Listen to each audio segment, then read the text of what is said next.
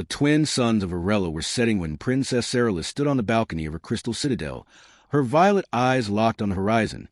The wind carried the scent of the ocean, and with it, the echoes of a dying empire. Below, the capital city glowed with silver towers, but the streets were quieter than they should have been. The court physicians had confirmed what the princess had feared for years. The royal bloodline was failing.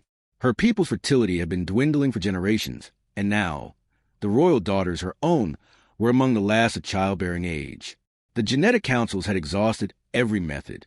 No consorts from other worlds, no arranged matches with noble houses had produced viable heirs.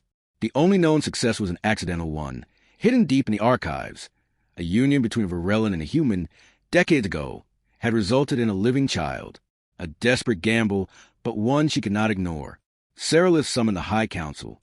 The chamber of judgment shimmered with pillars of living crystal, each resonating softly with the heartbeat of the planet. Around her sat 12 counselors, their skin patterned with the bioluminescent markings of age and wisdom. "You have called us to hear an edict," spoke Lord Halvar, his voice like gravel ground in the sea. "We trust it is not the rumor that has reached our ears." "It is no rumor," Seralith replied, her voice steady. "By the authority of my crown and the will of the ancestors, I command that a human male be brought to Virella to serve as reproductive consort for my daughters." The chamber went silent, except for the low hum of the crystals. "You would mix our sacred blood with an alien species." Lady Vera spat, her markings flaring in angry red. "You disgrace the line of queens stretching back 1,000 suns. And what would you have me do?" Seralith's voice cracked like a whip. "Let the bloodline end? Let our people vanish into dust, while you cling to the purity of a tomb?" Halvar leaned forward. "The people will revolt if they hear of this." "They will not revolt when they see an heir in my arms," Seralith said coldly. The search for the human was swift but precise. Virellan scouts traveled to neutral trade hubs, scanning the stations and colonies along the Orion routes.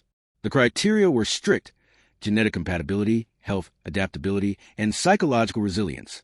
Weeks later, they returned with a man named Elias Kade, a soldier once, now a cargo pilot. Elias had a rugged, weathered-look, a man who had lived through too many wars. He didn't flinch when he was brought before the princess, a point in his favor. "You know why you're here?" she asked him in private. "They said it was important," he replied, looking around the opulent chamber. "They didn't say this." Seralith studied him. Humans had strange eyes, so much warmth, so much suspicion. "You will father the next heirs of Virella." Elias blinked, then laughed once, sharply. "That's not exactly my job description." "It is now," she said. "You will be compensated beyond your imagining, and your name will be honored in the royal lineage." He frowned. "And if I refuse? Then I will have to explain to my people why their last chance of survival was turned away by a stubborn off-worlder.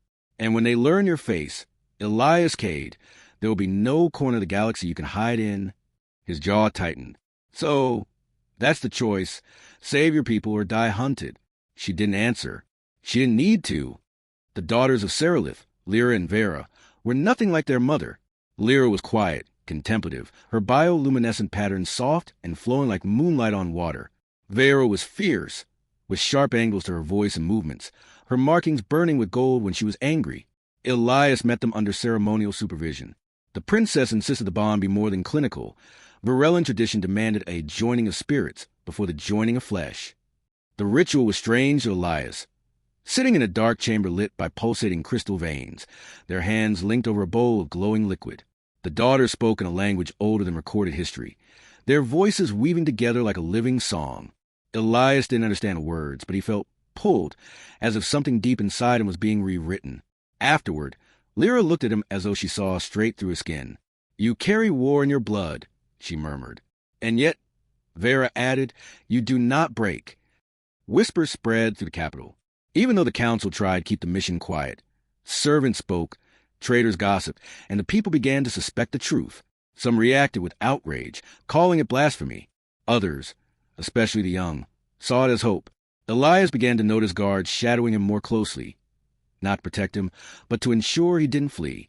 Still, over time, the gilded cage grew less suffocating. He spoke with Lyra in the gardens, walked with Vera along the sea cliffs. One night, when the twin moons rose over the horizon, he found Seralith alone in the council chamber, her hands resting on the crystal table. "You hate me for this," she said without looking up. I don't hate you, Elias replied. I hate being a piece on someone else's board. You think I wanted this? She asked quietly. You think I would tie my family's future to a stranger from a distant world? If I had any other choice? He hesitated. Then why me? Because you can endure. I see it in you. And my daughters will need someone strong to carry this burden with them. The formal union took place under the Great Dome, with the stars visible through the transparent ceiling. The ceremony was a blend of ancient vows and genetic binding, a symbolic merging of two species' legacies. Elias was dressed in flowing silver robes, his hair braided in the Virellan style. Lyra and Vera wore crown crests of living coral, their markings glowing in rhythmic patterns that matched their heartbeats. The crowd outside the dome was massive.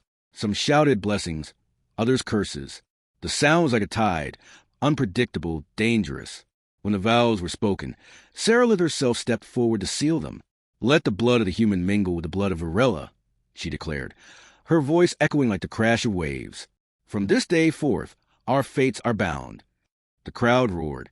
In the months that followed, the palace became a fortress. Assassination attempts were thwarted. Some aimed at Elias, others at the princess and her daughters. The opposition grew bolder, accusing Seralith of destroying the royal line. But there were also moments of quiet victory.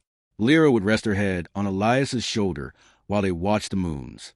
Vera would spar with him in the training court, laughing when he actually managed to land a hit. And Seralith began to see him not as a tool, but as a man. She caught herself wondering what would happen when the heirs were born, whether he would stay or vanish into the stars. The news came on the first day of a new cycle.